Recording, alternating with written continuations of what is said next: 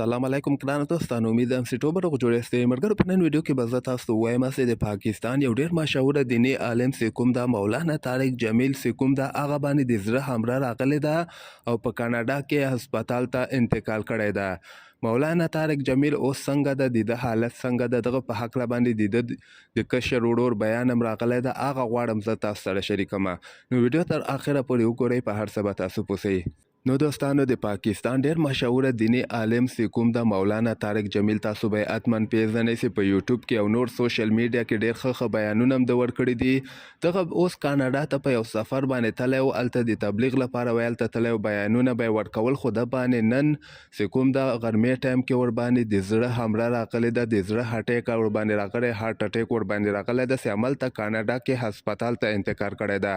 بیا یو څو ساعته وروسته د ده د کشر ورور یو بیان هم راغلی ده چې په هغه کې ده بیا دغسې ویلي دي چې مولانا طارق جمیل دغه چیسټ چې کوم د سینه باندې ډېر سخت درد راغلی و، کوم په وجه باندې موږ هسپتال ته انتقال کو، خو اوس د ده حالت وایي سم ده، خو ډېر ښه هم نه ده او ډېر خراب هم نه ده، خو مخکې نه وایي لږ ګزاره حال ده او تاسو نه یعنې د ده مینهوالو نه د دعا غوښتنه کړې ده چې تاسو دغه ته دعا وکئ چې دی زر تر زره یعنې ده ته الله پاک شفا ورکړي. نو دغه یو خبر ما وغوښتل چې زه تاسو سره شریک کړم. خپل نظر هم لاندې ما سره په کمنټ کې شریکولی سئ.